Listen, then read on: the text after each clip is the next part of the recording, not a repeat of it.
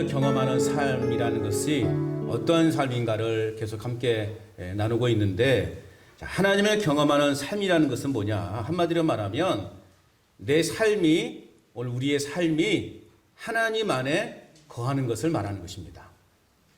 어떤 삶이라고요? 우리의 삶이 하나님 안에 거하는 것. 그것이 하나님을 경험하며 살아가는 삶이라는 것입니다. 다시 말하면 하나님과 하나 되는 삶을 살아가는 것을 의미한다라고 그렇게 말씀드릴 수 있습니다. 자, 하나님과 하나됨의 삶을 위해서는 먼저 우선이 되어야 될 것이 있다면 그게 뭐냐? 하나님을 우리가 알아야 되겠죠. 우리가 하나님과 하나된 삶을 살기 위해서, 또 우리가 하나님 안에 거하는 삶을 살기 위해서는 무엇보다 우리가 하나님이 어떠한 분인가를 알아야 돼요. 그런데 하나님은 영이십니다. 우리 눈에 보이지 않는 분이에요. 영이시기 때문에 그런 하나님을 우리가 어떻게 알 수 있겠냐고요. 그렇기 때문에 하나님을 알 수 있는 것은 과학적인 방법이 아니라, 과학적으로 뭔가를 증명해서 하나님의 존재에 대해서 우리가 아는 것이 아니라, 우리 일상에서 하나님을 경험하고 체험하는 삶을 통해서 우리는 하나님을 알 수 있고, 우리는 하나님을 또 다른 사람에게 설명할 수 있는 것입니다. 자, 사람들의 관심은 뭐냐? 사람들의 관심은, 야, 하나님이 어디 있느냐예요. 야, 하나님이 도대체 있냐? 하나님이 존재하시냐? 라는 그러한 거예요. 있으면 증명해 봐라라는 거예요. 야, 하나님이 살아계시면 네가 한번 증명해 봐라는 거예요. 한번 설명해 보라는 거예요. 여러분, 우리는 이러한 질문에 분명한 답을 알고 있지 않습니까? 야, 하나님이 어디 있어? 하나님 한번 증명해 봐 라고 그렇게 사람들이 물은다면 우리는 어떤 대답을 해야 된다고요? 아직도 20%밖에 이걸 인식하지 못하고 계시네요. 다시 한번요. 사람들이 여러분에게, 야, 하나님 어디 있어? 하나님 증명해 봐. 그럼 어떻게 하라고요? 여기 있지. 여기 있지. 나를 봐, 나를 봐라고. 나를 보면 하나님 알 수 있어. 왜 그래요? 우리는 하나님의 형상이기 때문에. 하나님의 형상대로 우리를 창조하셨기 때문에 우리의 존재는 하나님을 우리의 모습 통해 보여줄 수 있는 거예요. 그러나 전제 조건이 있죠. 우리가 하나님 앞에 그만큼 철저하게 순종의 삶을 살아가야 한다는 거죠. 아무나 그냥 나 여기, 하나님 여기 있다라고 말할 수 없어. 그건 잘못하면요, 이단이 될 수 있어요. 저도 조심스럽긴 해요. 혹시 누가 이거 듣고 이단이라고, 야, 하나님이 저기 있대, 막, 지가 하나님이래, 막, 그렇게 할까봐, 이단이라고 이렇게 손가락질 할까봐 조심스럽기는 하나, 그러나 우리가 여러분, 하나님을 어떻게 증명해낼 수 있겠어요? 여러분, 하나님 설명해 보세요. 막 책에 있는 대로 이렇게 태초에 하나님이 이렇게 만드셨어. 여러분, 사람들은요, 그걸 듣고 싶지 않아요. 우리는 하나님을 한순간 딱 한마디로 표현할 수 있어야 돼요. 어떻게 표현하라고요? 여기 있지. 그만큼 여러분의 책임이 따른다는 거죠. 예수 믿는 사람으로서 책임이 따라요. 야, 나의 변화된 삶을 좀 봐봐. 야, 내가 어떤 삶을 살았는지 잘 알지 않느냐. 근데 내가 지금 어떻게 살고 있어? 너무 행복하게 살고 있다. 그것을 우리가 삶으로 보여줌을 통해서 이렇게 된 원인이 뭐냐? 내가 하나님을 알기 때문에, 내 안에 하나님이 계시다는 것을 내가 확신하기 때문에 나는 지금 이런 변화된 삶을 살고 있다라고 그렇게 자신 있게 말할 수 있어야 한다는 것입니다. 하나님이 어디 있어요? 여기 있어요. 여기. 자, 그런데 세상은 여전히 과학으로 증명해 보기를 원하고 있어요. 그럼 여러분 따지고 보십시오. 여러분, 과학으로 증명해 볼 수 없는 그 하나님을 믿을 수 없다고들 이야기를 하는데, 그런데 여러분, 분명한 것은 뭐냐? 과학이라고 하는 것도요, 100% 신뢰할 수 없다라는 거예요. 아무리 우리가 과학으로 증명한다 할지라도 그것도 100% 신뢰할 수 없다라는 것을 우리는 기억해야 돼요. 그렇다면 하나님을 증명해 볼 수 있는 가장 좋은 방법은 뭐냐? 하나님을 통해 변화된 나의 모습을 보여주는 거예요. 하나님을 통해 변화된 나의 생활 습관을 사람들에게요, 보여주는 거예요. 그래서 우리는 하나님을 증명해 보일 수 있는 것입니다. 여러분, 하나님의 자녀답게 살아가시기를 바랍니다. 예수님 믿는 사람답게 살아가시기를 바랍니다. 그것이 하나님을 보여줄 수 있는 증거가 되는 거예요. 그렇기 때문에 우리가 하나님을 경험하는 삶을 살기 위해서 가장 우리에게 중요한 것은 뭐냐? 믿음이라고 하는 거예요. 여러분 믿음이 있습니까? 이 믿음이 우리의 삶에서 하나님과 동행하고 있음을 경험하고 체험하도록 해준다는 거예요. 우리에게 믿음이 없다면 우리가 어떻게 하나님을 경험할 수 있겠어요? 우리에게 믿음이 없는데 내가 어떻게 하나님을 믿는다고 말할 수 있겠냐고요. 또한 이 믿음은 두 마음을 품지 않는 거예요. 이 믿음은 오직 하나의 마음만 품는 거예요. 자, 어떤 사람이 사업을 시작하자마자 다른 사업을 생각해 봐야지 라고 생각한다면 여러분 그 사업에 그 사람이 집중할 수 있겠습니까? 그 사업이 성공할 수 있겠습니까? 내가 하나의 이 사업을 시작했다면 이거에 온전히 내가 온전한 관심과 열정과 모든 걸 쏟아 부어야 되겠죠. 그래도 요즘은 성공할까 말까 하는데 내가 사업을 시작하자마자 다른 사업 없나? 다른 사업 없나? 이렇게 생각한다면 과연 그 사업이 여러분 성공할 수 있겠냐고요. 또 마찬가지 지금 우리가 예배당에 앉아 있어요. 예배를 드린다고 하면서 우리의 몸은 지금 예배당에 앉아 있는데 우리의 마음이 지금 다른 곳에 가 있다면 오늘 장날이네 또. 주일날 장날이 잘 걸리는가 모르겠네. 예? 내 몸은 지금 예배당에 앉아 있는데 내 마음은 지금 장에 가 있다면 여러분 이 예배가 지금 우리가 성공적인 예배를 들을 수 있겠습니까?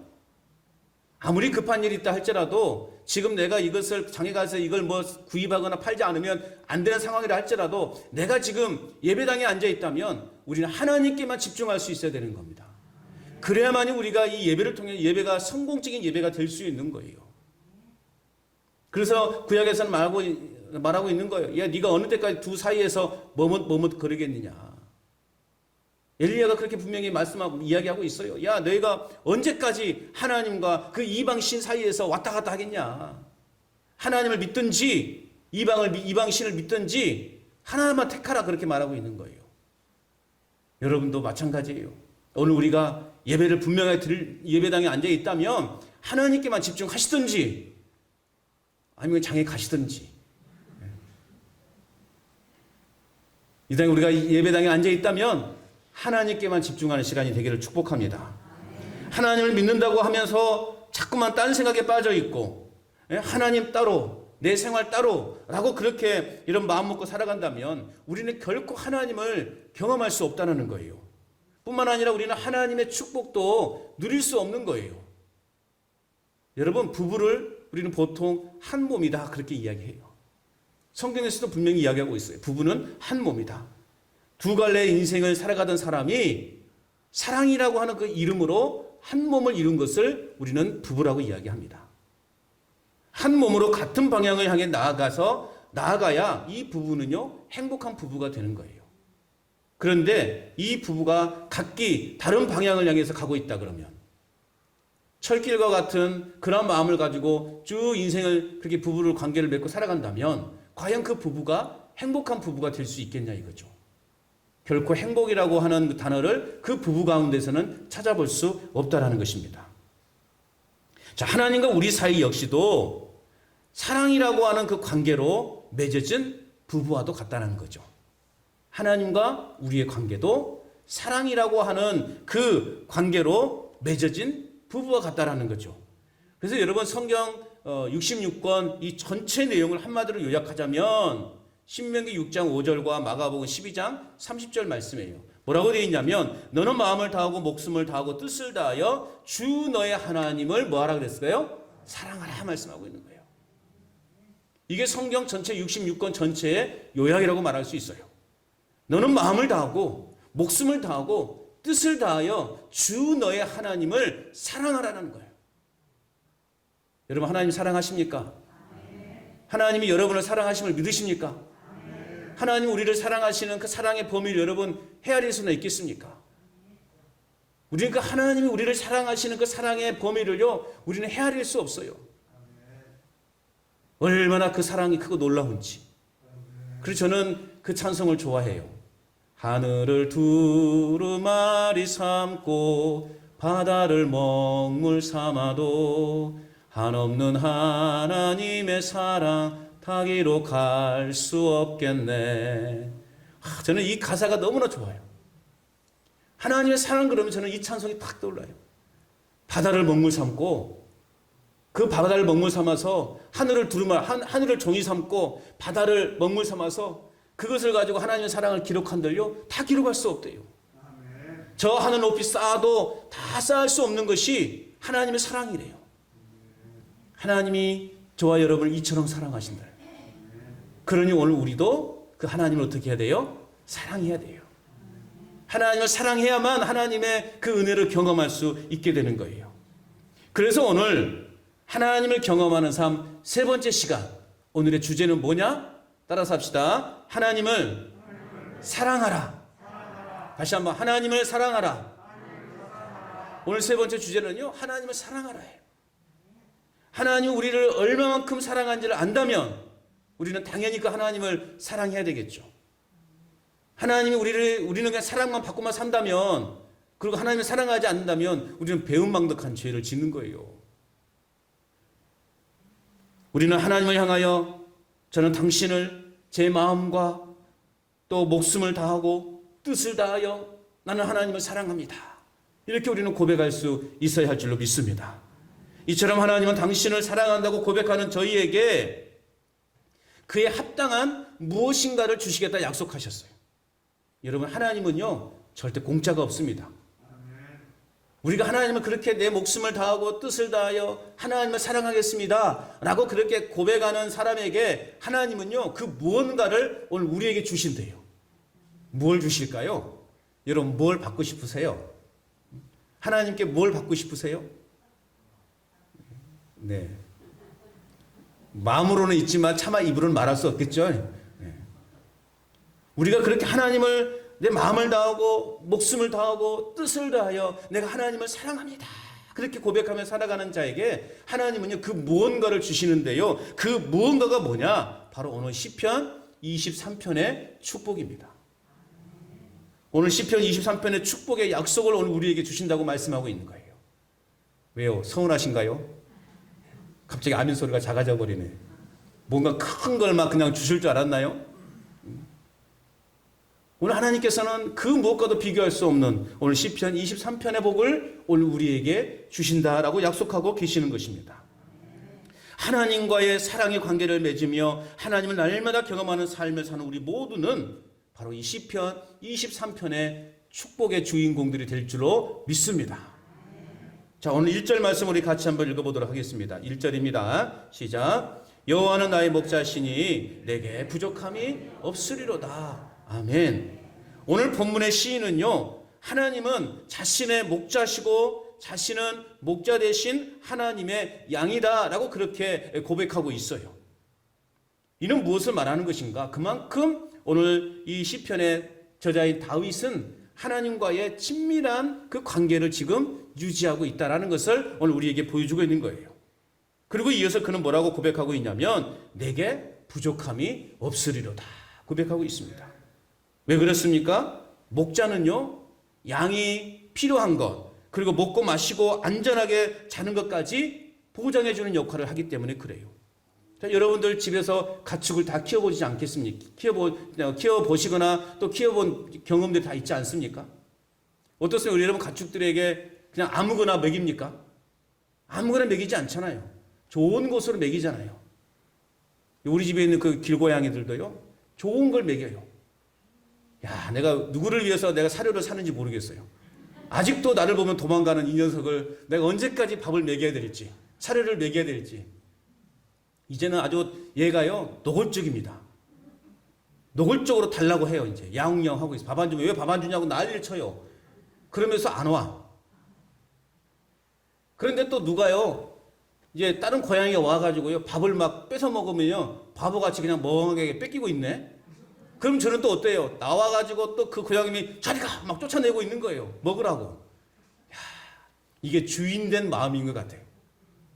여러분도 그러지 않습니까? 여러분 집에서 기르는 그 가축들, 뭐 고양이나 개나 또 그런 동물들이 있다 그러면 어쨌든 좋은 것을 먹이려고 그러죠. 야, 저도 잘 못 먹는 생선을요, 아내는 끓여가지고 고양이를 줘요. 와, 참 고양이 팔자가 대단한 팔자예요. 저는 잘 못 먹어본 갈치도요, 끓여가지고 줘요. 와, 정말 제대로 호강한 애들이에요. 참 주인 잘 만났어요. 살만 비등비등 쪄가지고 말이죠. 예. 우리가 기르는 그 가축도 우리가 주인 되기 때문에 목자는 자신이 맡겨진 그 양들에게서 좋은 것을 먹이려고 그러는 거예요. 마찬가지로 우리가 하나님을 사랑함으로써 하나님과 친밀한 관계가 되면요, 하나님께서는 내가 필요한 것들 중에 가장 좋은 것으로 우리의 삶을 채워주신다는 거예요. 자, 여러분, 이스라엘 백성들이요, 애굽을 나와서 광야에서 40년을 보냈어요. 여러분, 그 광야, 그 사막이에요. 사막. 풀 한 폭에 달하지 않는 그 사막이에요. 그 사막에서 여러분 먹을 것이 뭐가 있겠습니까? 그래서 그들은 어땠어요? 틈만 나면 뭐 했어요? 불평했어요. 원망했어요. 물이 없다고 불평했어요. 먹을 것이 없다고 불평했어요. 그럴 때마다 하나님은 또 어떻게 했나요? 반석을 내리쳐서 물을 내서 백성들에게 물을 마시게 했어요. 또 만나와 메추라기를 보내서 또 그들의 먹을 양식을 공급해 주었어요. 그뿐만입니까? 그 여름에 낮에 얼마나 뜨거운 태양이 이 사막을 비춥니까? 그러니까 하나님이 무엇으로? 구름 기둥으로 또 그 태양을 쫙 가려주네요. 또 사막은요, 밤에는 겁나게 추워요. 그 추위를 또 불기둥으로 또 쫙 또 막아주네요. 와, 정말 이 이스라엘 백성들은 광야 40년 동안에 호강했어요. 그런데도 불구하고 하나님이 그 사랑을 깨닫지 못하고 틈만 나면 불평하고 틈만 나면 원망하고 틈만 나면 죽겠다 그렇게 소리치니까 하나님이 진짜 광야에서 다 죽여버렸잖아요. 여러분, 그래서 그들의 광야의 삶은, 아무것도 없는 그 광야의 삶은 그들에게는 불행한 삶이 아니라 그들은 전혀 부족함이 없는 삶을 살았다는 거죠. 왜 그렇습니까? 하나님께서 그들과 함께 하셨기 때문에. 아멘. 하나님이 그들과 함께 하셨기 때문에 그들의 광야 40년은요, 불행한 인생이 아니라 부족한 삶이 아니라 부족함이 없는 삶을 살아왔다라는 것입니다. 여러분, 우리의 삶도 때로는 광야와 같은 때가 있어요. 그런데요, 하나님을 사랑한다고 고백하며 사는 우리는 이 광야와 같은 인생길에서도 우리의 필요를 채우시는 놀라운 하나님의 축복을 경험할 수 있음을 오늘 1절에서는 우리에게 보여주고 있습니다. 여러분, 이런 하나님을 끝까지 사랑하시기를 축복합니다. 2절 말씀 같이 읽어볼까요? 2절입니다. 시작. 그가 나를 푸른 풀밭에 누이시며 쉴 만한 물가로 인도하시는도다. 아멘. 목자는 자신의 양들이 잘 먹고 잘 쉴 수 있도록 푸른 풀밭과 쉴 만한 물가로 인도해 주십니다. 푸른 풀밭과 풀은 어리고 연한 풀을 말해요. 그러니까 짐승들이, 가축들이 먹어도 탈나지 않는 그러한 새로 돋아난 그러한 풀밭을 가리킨다라고 그렇게 말할 수 있어요. 한마디로 양들이 먹기에 딱 좋은 그러한 풀밭으로 이 목자는 양들을 인도해 간다라는 것입니다. 그렇기 때문에 양들은 좋은 풀밭을 찾아 돌아다닐 필요가 없을 정도로 언제나 충만함과 풍성함을 누리며 그들은 살아갈 수 있는 거예요. 여러분, 우리 역시도 주님이 예배해 놓으신 그 영적인 푸른 풀밭과 그 영적인 푸른 쉴 만한 물가, 그곳이 어디일까요? 바로 우리 간전제일교회 아닙니까? 이 간전제일교회에서 영적 충만함과 영적 풍족함을 누리며 살아가시기를 주님의 이름으로 축복합니다. 여러분, 다른 곳에서 우리가 무슨 안식을 얻을 수 있겠습니까? 영적인 이 푸른 풀밭 되는 우리 교회에서, 영적인 쉴 만한 물가가 되는 우리 교회에서 여러분, 영적 풍성함을, 영적 충만함을 날마다 누릴 수 있기를 주님의 이름으로 축복합니다. 하나님을 사랑하며 살아가는 우리에게 주님은 또 말씀하셨어요. 뭐라고 말씀하셨습니까? 수고하고 무거운 짐진 자들아 다 내게로 오라 말씀하고 있었어요. 예수님은요, 수고하고 무거운 모든 사람들 다 당신에게 오라 그래요. 왜요? 우리 주님이 우리를 쉬게 하시겠다고 말씀하고 있어요. 우리의 궁극적인 안식과 쉼은 어디서 얻을 수 있느냐? 바로 예수님 품 안에서 얻을 수 있는 거예요. 왜 우리가 이 간전제일교회에서 영적 풍요로움과 충만함을 누릴 수 있어요? 이곳에 예수님이 계시기 때문에. 이곳에 예수님이 계시기 때문에 결국 우리가 교회 안으로 들어온다는 것은 무엇을 의미하는 거예요? 예수님의 그 품 안으로 들어온다는 것을 의미하는 거예요. 그 예수님의 품 안에 거하는 것이 가장 안전한 거예요. 막 우리가 뛰쳐나가려고 해도 막 그냥 우리를 꽉 붙잡고 안 놔주세요. 여러분 손주들이 처음에 오면은 그냥 오자마자 딱 안깁니까? 뭐 그런 손주들도 있지만 대부분 안 오면 막 뛰쳐나가요. 막 어색해가지고 막 이렇게 할머니 품 막 좀 이상해 그러면서 막 뛰쳐나가요. 그러면 여러분들은 어떻게 해요? 그냥 아나야 가져가라 그렇게 합니까? 데리고 가라 그렇게 합니까? 그냥 어쨌든 막 발버둥을 쳐도 막 꽉 붙잡고 있잖아요. 안 그래요? 저는 그랬어요. 막 그 품에서 떠나고 가려고 해도 막 그냥 꽉 안고 있어요. 울든 말든 막 아이고 이쁜 하면서 이렇게. 왜 그래요? 이쁘니까 그런 거 아니에요? 소중하니까 그런 거 아니에요? 우리 주님도 마찬가지예요. 우리 교회라고 하는 이곳에 예수님 품 안에 탁 안기는데 우리는 또 믿음이 없어서 뛰쳐나가려고 그래. 그런데 우리 예수님은요 끝까지 붙잡고 있어요. 아이고 이쁜 거 나가지 마 하면서. 여러분 우리 교회에서 그러한 축복을 누릴 수 있기를 바랍니다. 예수님을 사랑하고 하나님을 사랑하는 자가 누릴 수 있는 그런 축복인 거예요. 예수님은 수고하고 무거운 짐진 자들아 다 내게로 오라 말씀하셨어요. 내가 너희를 쉬게 하겠다. 여러분 주님 안에 참되는 평안과 안식이 있음을 믿으시기 바랍니다. 우리는 주님을 통해서 평안과 안식과 쉼을 경험할 수 있는 거예요. 여러분 하루하루의 삶이 얼마나 피곤하고 지칩니까? 또 주일이라고 우리가 또 지친 몸을 이끌고 교회에 나와서 예배당에 지금 앉아 있어요. 그러나 여러분 중요한 것은 뭐냐? 예배하는 것은 예배하는 이 시간이 우리를 더 피곤하게 만드는 것이 아니라 예배하는 이 시간이 오늘 우리에게는 새로운 활력과 에너지를 불어넣어주는 시간이라는 것을 여러분 믿으셔야 한다는 겁니다. 예배는 여러분에게 스트레스를 주려고 예배당에 앉아 있는 게 아니에요. 여러분에게 조금 더 마음의 풍성함과 풍요로움을 드리기 위해서 여러분 지금 우리는 예배하고 있는 거예요. 그래서 또 한 주간의 삶을 힘차게 살아가도록 원기를 회복하는 시간이 어떤 시간이다? 예배하는 시간이라는 거예요. 저도 지난 한 주간 동안요 막 원기를 회복했어요. 막 이렇게 우리 신방을 다니면서 가니까 막 몸에 좋은 것을 많이 주시더만요.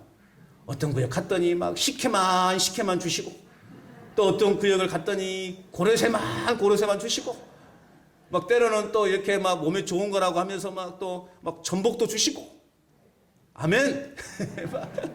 또 몸 컨디션을 회복하라고 막 또 뭐 산삼 뭐 그런 뭐 있잖아요 그 드링크 막 그것도 주시고 제가 원기를 회복했습니다 지난 한 주간.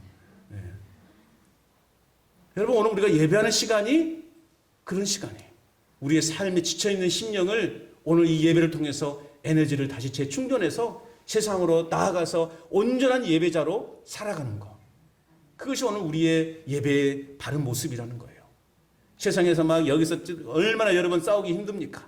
막 여기서 찢기고 저기서 찢기고 이제 상처투성이로 우리가 교회당에 예배당에 와서 예배를 통해서 우리의 상처난 마음을 다시 꼬매고 다시 치료하고 다시 원기를 회복해서 우리는 다시금 어디로 나가는 거예요?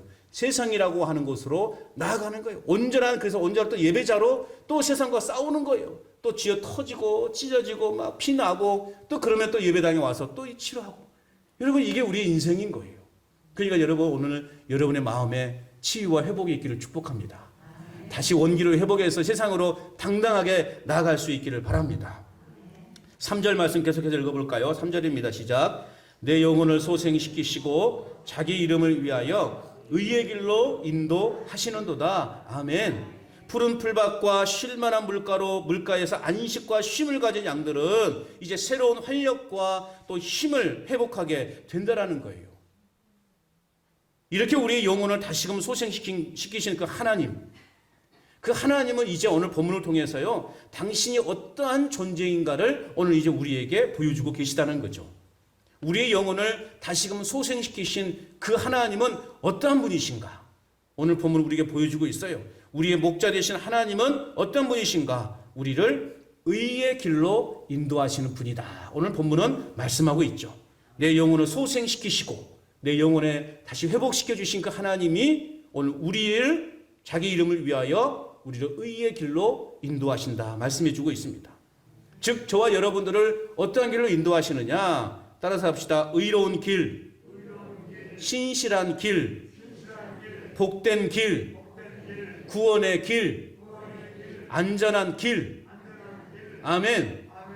의로운 길, 신실한 길, 복된 길, 구원의 길, 안전한 길로 우리의 인생을 인도해 가신다라고 그렇게 말씀하고 있는 것입니다. 여러분, 이 광야에 들어선 이 이스라엘 백성들은요, 장정만 60만 명이에요. 장정만, 남자들만 60만 명이에요.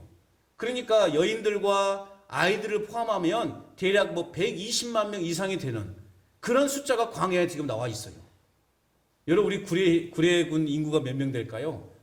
2020년 기준을 보니까요, 25,577명이더라고요. 25,500, 한 25,000명, 26,000명이라고 하십시다. 여러분, 26,000명, 120만 명, 이게 잽이 됩니까? 그리고 제가 또 한번 검색해 봤더니요, 광주광역시 2020년도 인구를 보니까 145만 6천 명 정도 되더라고요. 그러니까 이 광야에 나와 있는 사람이 대략 그 광주광역시 그 사람들이 지금 광야에 나와 있다고 생각해 보세요, 여러분. 끝이 보일까요? 어마어마한 사람들이 지금 광야에 나와 있는 거예요. 그러니 여러분 어떻게 했어요? 그 수많은 사람은 광야에서 지금 약속의 땅에 행진을 하고 있는데 모세 한 사람이 그 120만 명이 넘는 사람을 지금 통솔하고 있어요. 그러니 끝에 있는 사람들을 관리할 수 있을까요? 범위가 되지 않아요. 충분히 여러분 이제 도적들에 의해서 그 후미에 처져 있는 사람들은 대부분 좀 약한 사람들이 후미에 처져 있겠죠. 그런 사람들이 충분히 도적들을 만날 수 있는 그런 위험의 요소가 있는 그런 상황이었단 말이죠.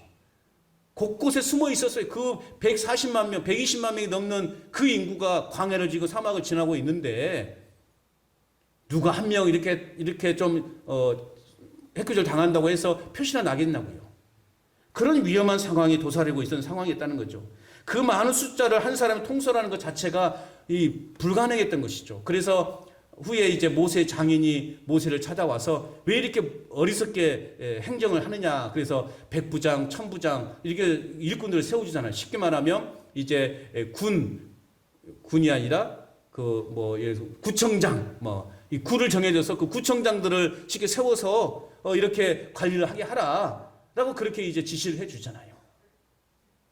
여러분, 그렇게 수많은 사람들이 있음에도 불구하고 그들은 안전하게 약속의 땅으로 갈 수 있었다는 거죠. 어떻게 될 수 있었습니까? 하나님께서 그들을 의로운 길, 복된 길, 구원의 길, 안전한 길로 인도해 가셨기 때문에 그렇다는 거죠. 이스라엘 백성들을 안전하게 약속의 땅으로 인도하셨던 하나님께서 오늘 저와 여러분의 인생을 우리 영원한 안식이 되어지는 그 영적 가나안을 향해서도 우리의 인생을 인도해 가실 줄로 믿습니다. 저 천국까지 우리의 인생을 안전하게 인도해 가실 줄로 믿습니다. 로마서 8장 28절에서 말씀하고 있습니다. 하나님을 사랑하는 자, 곧 그의 뜻대로 부르심을 입은 자들에게는 모든 것이 합력하여 선을 이룰 것이다 말씀하고 있습니다. 이 말씀은 한마디로 말하면 현재의 삶이 어렵고 절망스럽고 미래가 불투명하여 불안한 삶을 산다 할지라도 나중에 보니 결국 좋게 되었다. 나중에 보니 잘 해결되었다라고 하는 그런 의미를 담고 있어요. 여러분, 이런 은혜의 결과를 얻기 위해서 우리가 먼저 선행되어야 될 조건이 있다는 거죠. 그게 뭐냐? 바로 하나님을 사랑해야 된다는 거예요.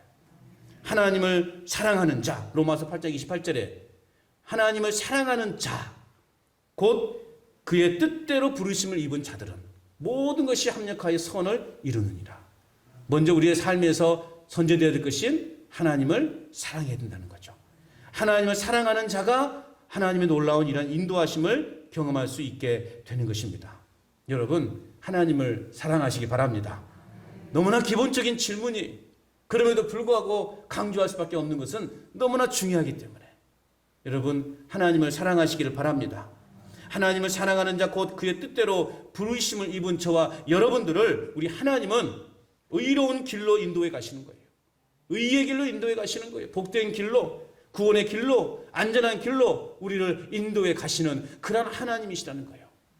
이렇게 우리의 인생을 이끌어 가시는 그 하나님을 매일매일 매 순간 경험하는 저와 여러분 될 수 있기를 축복합니다. 4절 계속 읽어봅니다. 4절 시작. 내가 사망의 음침한 골짜기로 다닐지라도 해를 두려워하지 않을 것은 주께서 나와 함께 하심이라. 주의 지팡이와 막대기가 나를 안위하시나이다. 아멘. 여러분, 이 앞에서 말했던 푸른 풀밭과 쉴만한 물가는 우리가 생각하는 탁 트인 그 광활한 어떤 평지, 여러분 그것을 연상하기 쉬운데요, 그런 곳이 아니에요. 오늘 하나님께서 이 양들을, 이 목자가 인도해가는 이 푸른 풀밭과 쉴만한 물가는 오늘 4절의 말씀을 보니까 어떤 곳이라고 말씀하고 있어요? 골짜기예요. 골짜기의 푸른 풀밭과 쉴만한 물가라고 그렇게 오늘 4절은 이야기하고 있어요. 그런데 문제는 뭐냐? 이 골짜기가 결코 안전하지 않다라는 거죠. 언제나 위험 요소가 도사리고 있는 곳이에요. 이 양들을 노리는 그러한 이 맹수들도 함께 그곳에서 쉴 만한 물가에서 쉬고 안식을 누릴 수 있는 그러한 공간이라는 거죠. 또 이 양을 노리는 이 짐승들이요, 숨어 있기 딱 좋은 곳이에요. 그래서 이 뒤떨어진 양이 있으면 이제 숨었다가 그 양을 탁 잡아채는 아주 그런 위험한 곳이 바로 오늘 성경의 시편 23편이 말하고 있는 쉴 만한 물가, 푸른 풀밭과 쉴 만한 물가라는 것입니다. 그럼에도 불구하고 전혀 그들이 해악을 두려워하지 않는 이유는 뭐냐? 바로 하나님이 그들의 목자가 되기 때문에, 목자가 있기 때문에, 주님께서 나와 함께 하시고 주의 지팡이가 나를 지켜주시기 때문에 이들은 오늘 그러한 양들은 풀과 물을 먹기 위해서 그곳을, 위험한 곳을 지나야 함에도 전혀 해를 당하지 않을 것이라고 고백하고 있는 것입니다. 여러분, 이 아프리카의 어느 부족에서는요, 그 아들이 이제 어느 정도 자라면 이 성인식을 치르게 되는데요, 이 성인식을 치르게 될 때 이 아버지가 이 아들을 데리고요, 칠흑 같은 어두운 밤에 밀림 속으로 들어간다고 그래요. 그래가지고 그 아들에게 그냥 칼 한 자루 딱 쥐어주고요, 아버지는 돌아와 버려요. 그러니까 그 어두컴컴한 아무것도 보이지 않는 그 밀림 속에 이 아들 혼자 덩그러니 남아 있는 거예요. 얼마나 무섭겠어요, 여러분. 이 구례도요, 처음에는 좀 밤에요, 그냥 좀 무서움이 있더만요. 온통 깜깜해가지고 그냥 불빛도 없고 그래가지고 처음에는 약간 그런 마음이 있었는데요, 이제는 전혀 없어졌어요. 정말 이 아들은 이 깜깜한 아무것도 보이지 않는 그 밀림, 그 한 폭판에서 혼자 있는 거예요. 언제 맹수의 공격을 받을지도 몰라요. 여러 가지 또 독을 품고 있는 이런 벌레들도 많이 있잖아요.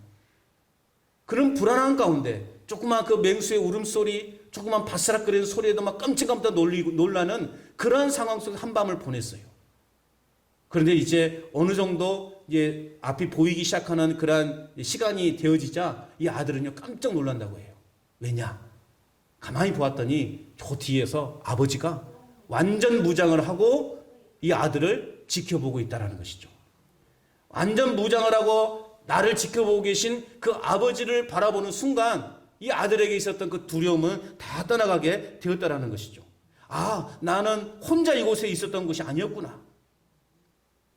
아버지가 내 옆에 함께 계셔서 밤새 나를 도와주고 계셨구나 라는 것을 깨닫게 되고요. 그래서 이제 이 아들이 어디를 가나 이제 언제나 눈에 보이지는 않지만 내 아버지가 나를 그렇게 지켜보고 있다라고 하는 그 믿음을 가지고요, 두려워하지 않고 세상으로 나아간다고 그렇게 이야기해요. 여러분, 우리 하나님도 마찬가지예요. 내 눈에 보이지 않지만 그러나 우리 하나님은 언제나 밤에도 낮에도 쉬지 않고 저와 여러분들을 지켜보고 계시다는 것입니다. 이렇듯 우리 아버지이신 하나님께서 우리 생의 순간순간을 돌보고 계심을 여러분 믿으시기 바랍니다. 다윗은 수많은 고통과 삶의 풍파를 겪은 사람이에요. 우리가 지금 수요일마다 시편을 계속 같이 나누고 있는데 보세요, 여러분. 다윗은 어마어마한 일을 겪었어요. 인생의 그 위험한 순간을 몇 번을 견뎠는지 몰라요. 사망의 음침한 골짜기를요, 다윗은 수도 없이 겪은 사람이었어요. 그럼에도 불구하고 다윗은 전혀 두려워하지 않았어요. 하나님을 원망하지도 않았고 하나님을 불평하지도 않았고 하나님을 떠나지도 않았습니다. 그는 좌절하지도 않았고 절망하지도 않았어요. 왜냐하면 주의 지팡이와 막대기가 자신을 지켜주고 있음을 믿었기 때문입니다. 여러분, 주님의 지팡이와 주님의 막대기를 바라보시기를 바랍니다. 여러분 어찌할 수 없는 그 풍파를 만날 때가 있어요. 어찌할 수 없는 질병을 만날 때가 있습니다. 어찌할 수 없는 그런 문제들이 우리에게 닥칠 수 있다는 거죠. 그러한 풍파 속에서도 여러분 하나님이 저와 여러분을 인도해 가고 있음을 믿으시기 바랍니다. 한 손에는 막대기를 드시고 한 손에는 지팡이를 드시면서 그 사망의 음침한 골짜기를 우리로 하여금 지금 지나도록 그렇게 우리를 지켜보고 있다는 것입니다. 저 천국문에 이를 때까지, 우리로 하여금 천국문에 이를 때까지 우리 하나님은 주의 지팡이와 주의 막대기를 들고서 우리를 든든하게 지켜주고 계시는 거예요. 그래서 우리 모두가 다 약속된 그 천국문에 이를 수 있도록. 할렐루야. 그 하나님의 보호하심이 얼마나 강력했든지 5절에서는 이렇게 말하고 있잖아요. 5절 말씀 같이 읽어볼까요? 여러분 한번 읽어보실래요? 5절 시작.